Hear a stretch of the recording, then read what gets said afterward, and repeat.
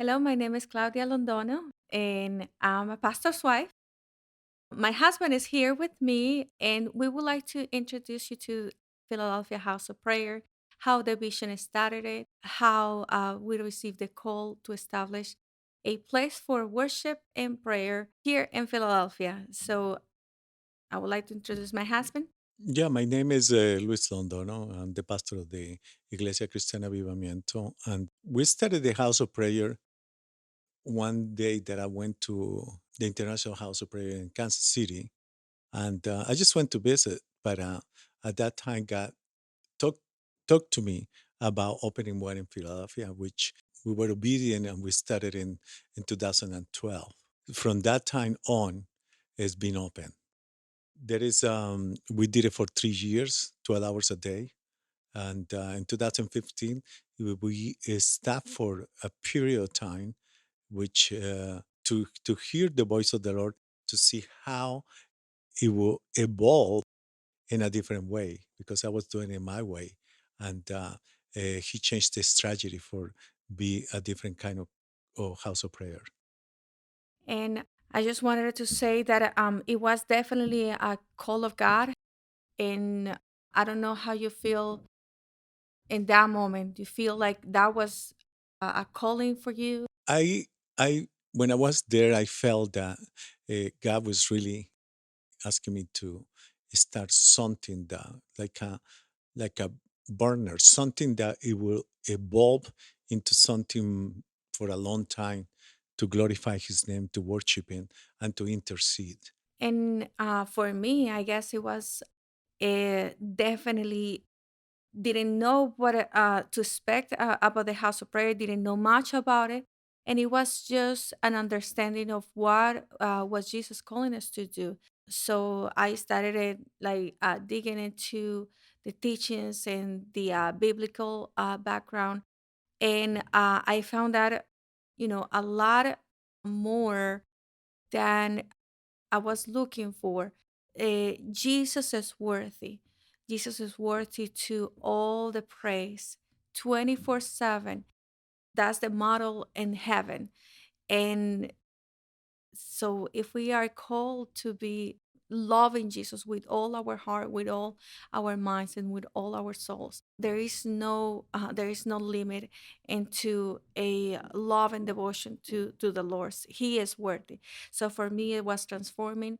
For me, that was the calling for God, and we dig into giving it all to Jesus in that time. I just wanted to ask you, how do you feel the house of prayer is working today? How much we have advanced? What do you feel like the Lord is doing today in the house of prayer? I think we have matured to a point that we're ready to start it anew. God has given us the opportunity to meet Nectali Princelow and his wife Sarah. They had the DNA of the House of Prayer and are very committed to work with us. We have started Like a a, a season. new season Hmm. where we see the power of God coming, and we see people starting to come and to worship. One of the things that impacted me the most is that is the audience of one, and the one is God.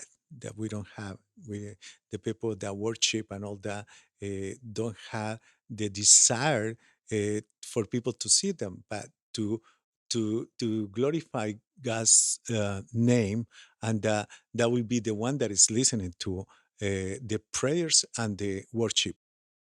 And how do you see this integration with other churches, with other pastors? I know that there's also that component into the house of prayer of calling pastors, intercessors, leaders to worship together, to pray together, to look the face of God for transformation in our communities, in our cities, in our country, and in the world. How do you see that coming together? Well, the way I see is that guys coming from one church, one of the things is that we had to go back to the basis next to what it would be one church. A lot of things have happened to the church since then, and there will be a lot of divisions. But guys coming from one, and we realize that without the body of Christ together, we can glorify God's name. So one of the things that we are trying is to reach other pastors, other ministers, so we can be together and be, become one. So God can see that we are really going forward to do what He wants us to do at this time. And I think we want to serve. First of all, we want to serve our community. We want to serve other pastors and leaders. We want to train people, equip them to serve in their own churches. We have created these internship programs to equip people into passion for Jesus, seeking for the face of the Lord, and that atmosphere of worship and prayer. Get them also preparing their calling, if it is worshipers or intercessors, or even if they have a calling for evangelism or pastoring. We want to prepare people. We want to start that fire in their hearts, and be able to send them back to their churches prepared. One other question is, how do you see the background of the city? I For me, is it is important. We are called for this city, and this is the city of brotherly love, as the city where the nation is started. What significance in the spirit do you feel this city has? I feel that without the love of God, we can't go forward, and that we had to to humble ourselves to receive that love, so we can portray it to other people. If the love of God is in us, other people will know that He is in us, and they will start acting towards us the same way. Yeah, it's true. So we're just going to summarize. We're here in Philadelphia. We're here establishing a 24/7 worship and prayer in this city that is the city of brotherly love, where we can together, united with other churches, with other leaders, with other pastors, to establish a 24/7 worship and prayer. Thank you so much for listening. Thank you.